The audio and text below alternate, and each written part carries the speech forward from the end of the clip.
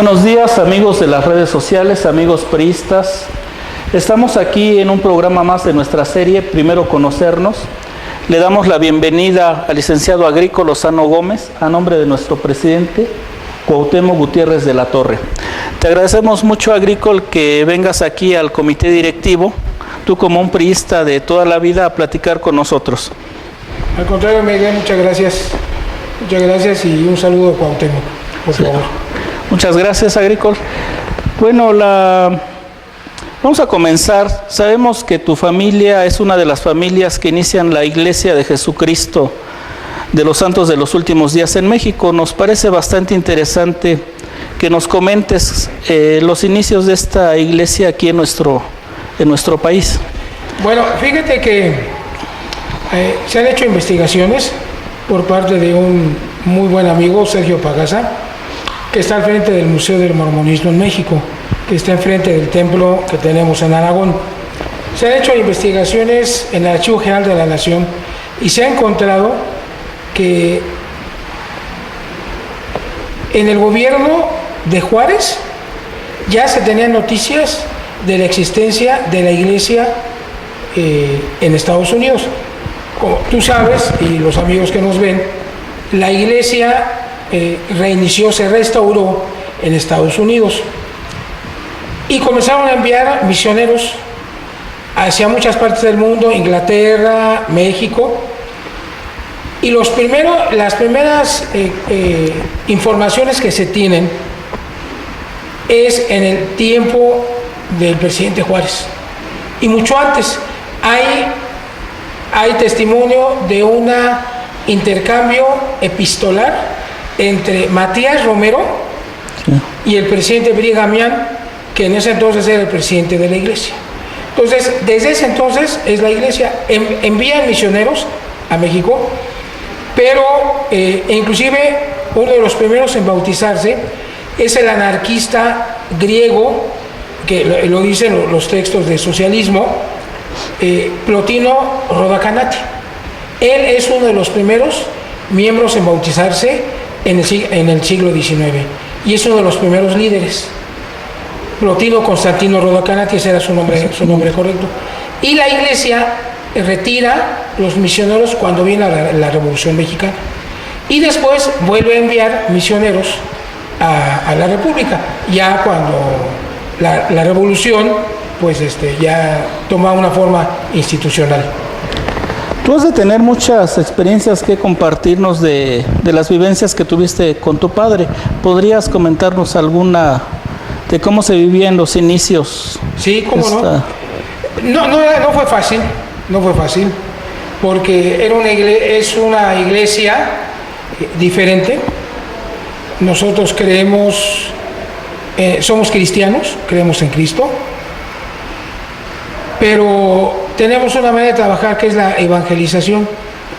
Entonces, los misioneros llegaban a los pueblos y en los pueblos causaban malestar porque estaba el cura del pueblo. Y hubo persecución, Miguel, hubo persecución. Muchos misioneros fueron muertos o fueron mártires de la iglesia. Inclusive durante la Revolución se fusilaron a 2 miembros de la iglesia en el estado, en Hidalgo, en San Marcos Hidalgo, la familia Monroy. Pero años después también yo recuerdo un incidente en Carrillo Puerto y en Etla, Oaxaca. En Etla, Oaxaca, los misioneros fueron aprendidos, fueron llevados a la cárcel. Mi papá, Agrico Lozano Herrera, a quien tú conociste, así es. Él fue el abogado de la iglesia ante el gobierno. Es decir, los líderes de la iglesia contrataron los servicios profesionales y legales de mi padre, que era abogado, para que él pudiera llevar todos los asuntos de la iglesia ante el Estado y ante el gobierno. Y entonces, yo me acuerdo, era chico, le hablaban cada momento, o muy seguido, licenciado, que los misioneros están presos en Oaxaca, licenciado, que los misioneros están presos en Carrillo Puerto. Y bueno, pues ahí iba mi padre, iba y pues a negociar, porque el pueblo creía que los misioneros iban a hacer un mal, o los confundían generalmente con agentes de la CIA, imagínate nada más, agentes de la CIA en la sierra, sí, caminando, sobre todo porque eran norteamericanos. En ese entonces había mucho misionero norteamericano.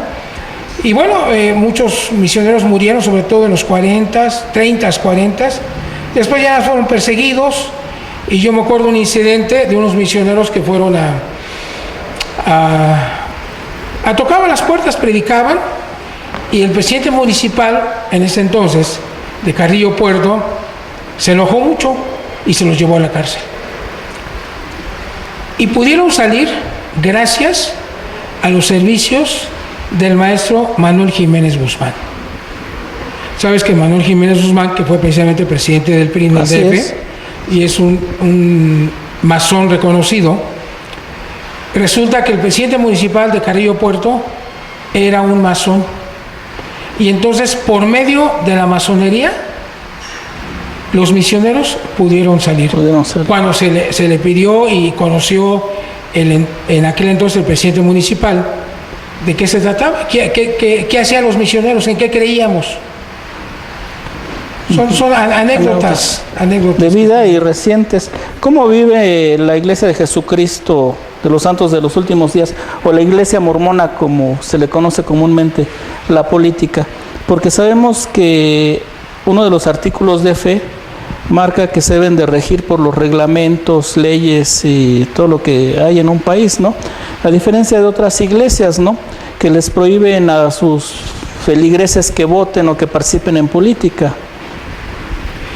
Mira, yo creo que hay que recordar, Miguel, la reforma en los tiempos de Salinas, del presidente Salinas, 1993, cuando las iglesias adquieren una forma jurídica, y ante la Secretaría de Gobernación entonces se convierte en asociaciones religiosas,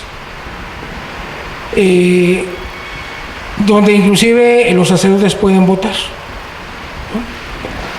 Nosotros, el artículo que tú mencionas y que conoces bien, dice que nosotros creemos en ser sujetos a los gobernantes, en creer y sostener la ley.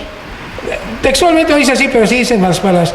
Creemos que los hombres, creemos que nosotros creemos en los gobiernos y creemos en apoyar y sostener la ley. Es decir, nosotros apoyamos al gobierno que gane democráticamente. Podemos pensar, por ejemplo, en el caso de Chile, cuando Allende es derrocado y Pinochet toma, mediante un golpe de Estado, toma el gobierno.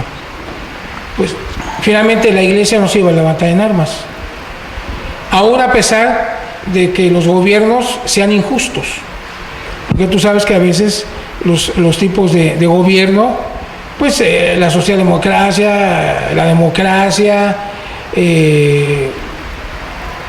cualquier tipo de gobierno tiene sus facetas injustas. Finalmente, el miembro de la Iglesia debemos de apoyar y sostener la ley. ¿Por qué? Porque el Señor nos enseñó en una parábola. Cuando le enseña la moneda y Él dice: dad al César lo que es del César y a Dios lo que es de Dios. Y como miembros de la Iglesia, pues yo fui un priista militante, acuérdate. Sí. Estuvimos, inclusive llegué a ser candidato a la Asamblea Plurinominal. Pero bueno, mi vida política en aquel entonces la regían mi vida moral y religiosa que aprendí. No hay contradicción.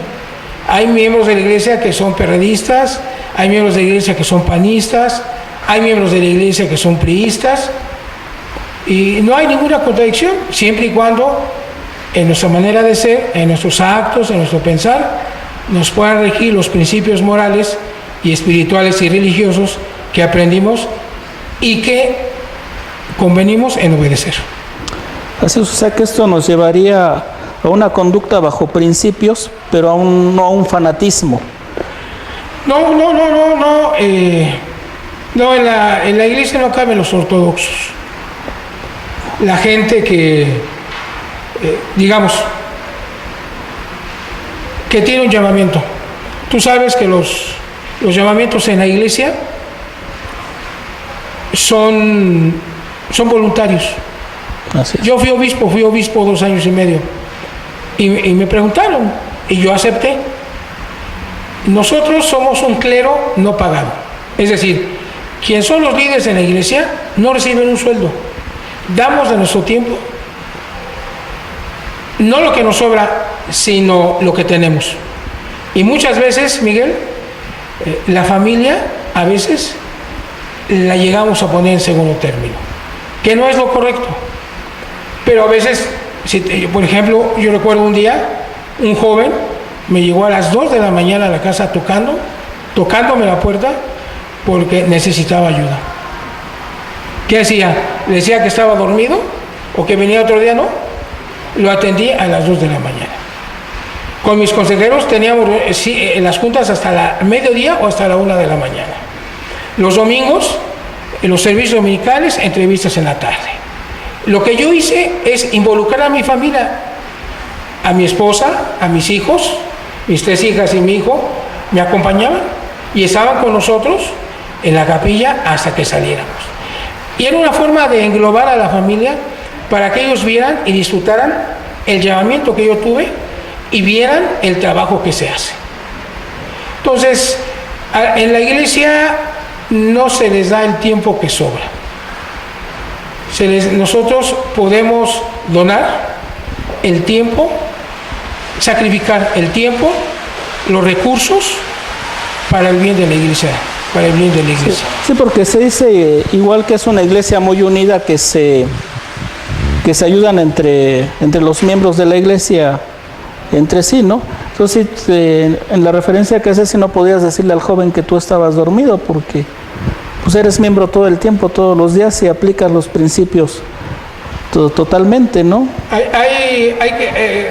Quiero recordar, Miguel, una escritura bíblica que está en Santiago, en la epístola de Santiago, que dice que la religión pura y sin mácula es visitar a las viudas y a los necesitados.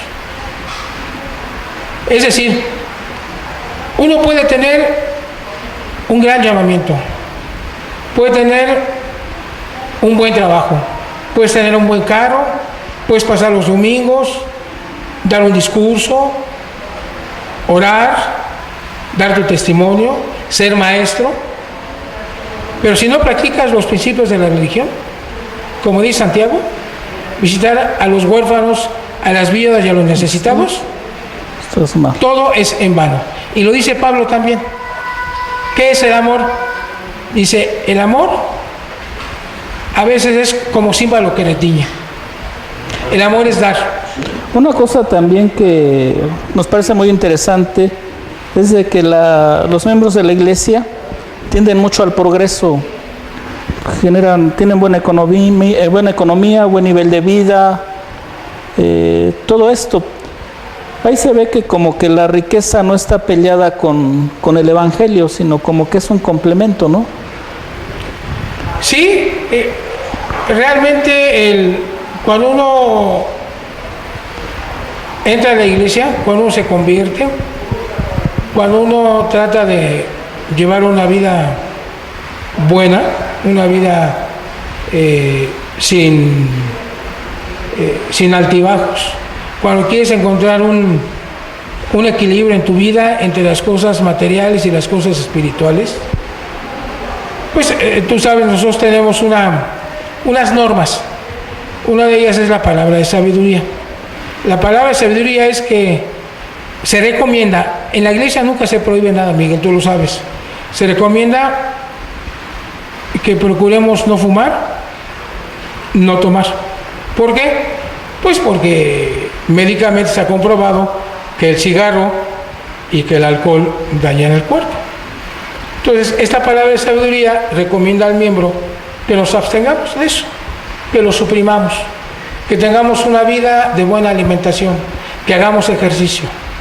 Entonces, si tú tienes una vida así, pues evidentemente vas a vivir más vas a tener mayor capacidad de hacer las cosas, te vas a enfermar menos, tu economía va a ser mejor, ¿verdad? Pagar unos cuentonones en un restaurante de una francachela, un vinito que son caros, una champán, pues no, nosotros no lo acostumbramos. Respetamos a los hermanos y la gente que lo hace. Yo luego he estado en la mesa con amigos y pues no pasa nada, me cotorrean, me dicen, a ver, pidan una leche en las rocas agrícola. No, pues digo, no pasa nada, ¿no? Yo me quito comiendo. Pero la economía y la religión no están peleadas. ¿Por qué? Porque hay una parábola incluso, ¿no? La parábola de los talentos. Así es. Hay que recordar que se va el Señor y le deja a sus siervos los talentos. A cada uno le da un talento. Uno lo esconde porque dice que su Señor a lo mejor se va a enojar porque a lo mejor lo va a perder. Otro lo duplica. Bueno, los otros lo duplican. Entonces viene el Señor y dice, bueno, pues pide cuentas de los talentos.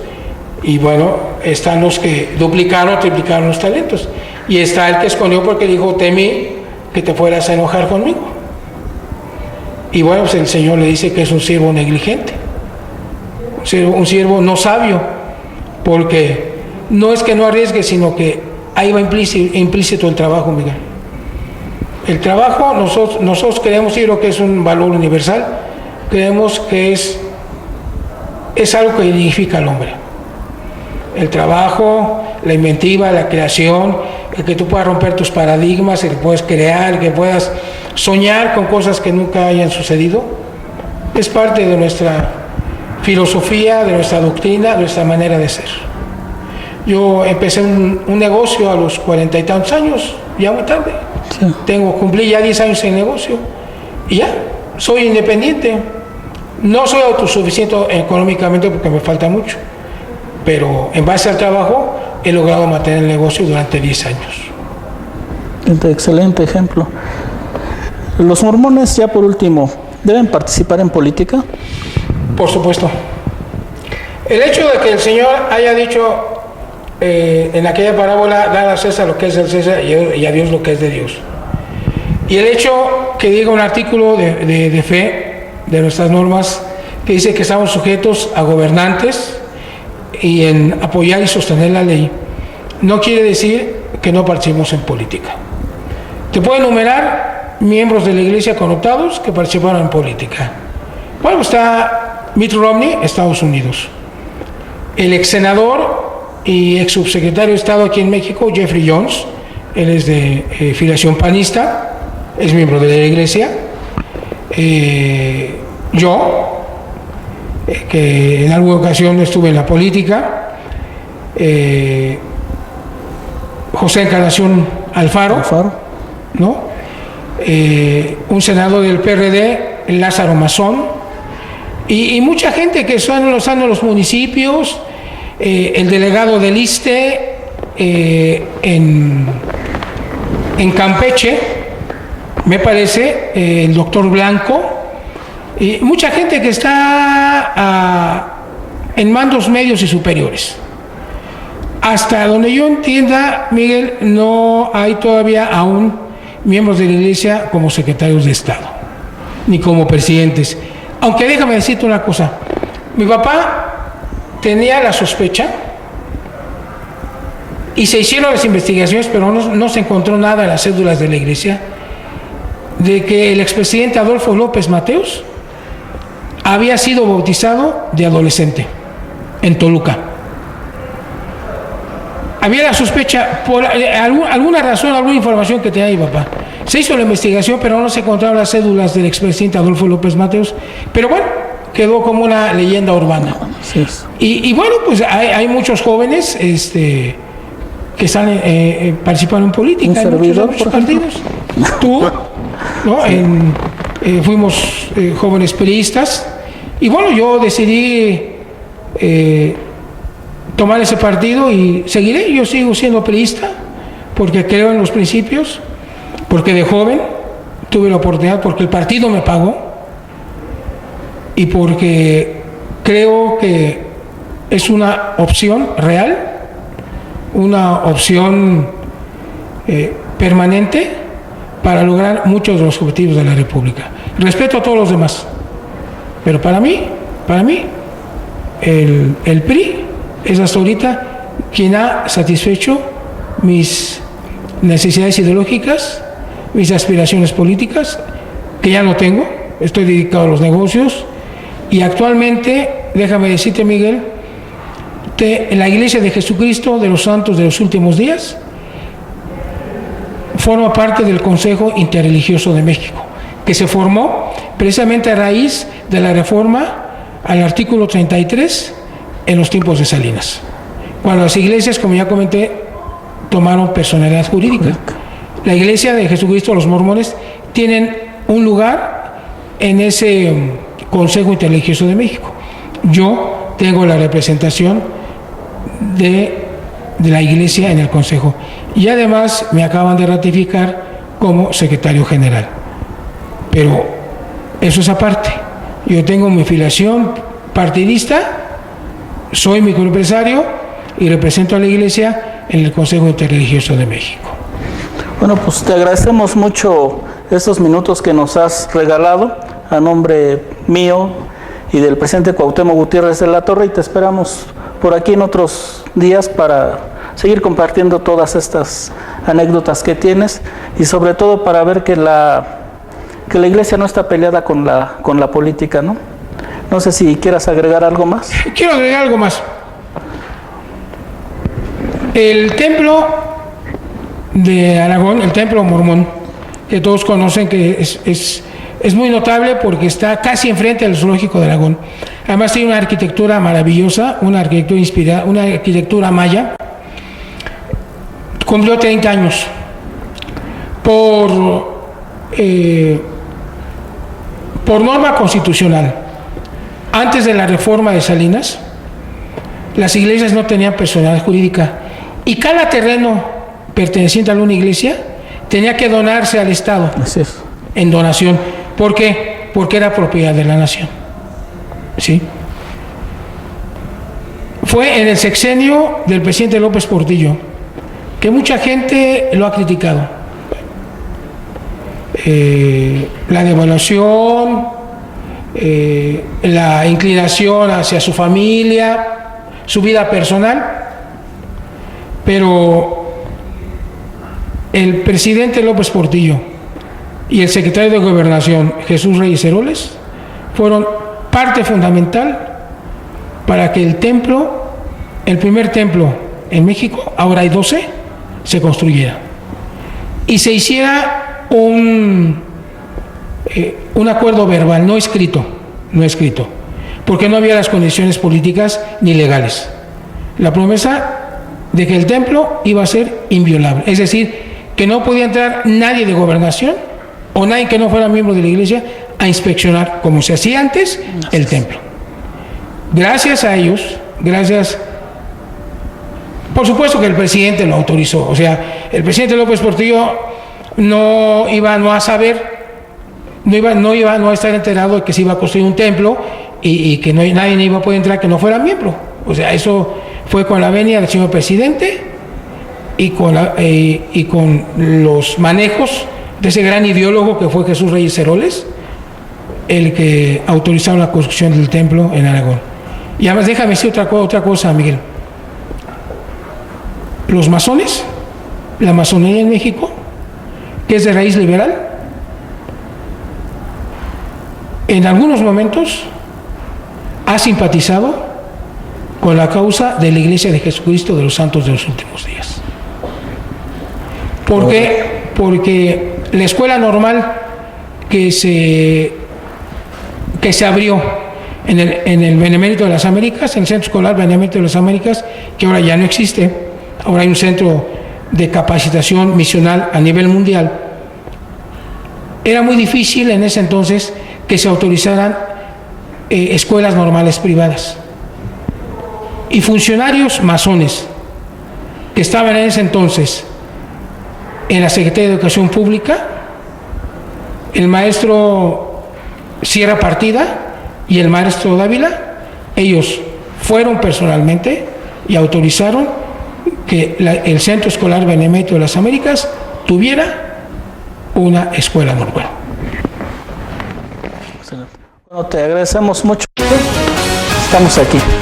Gracias.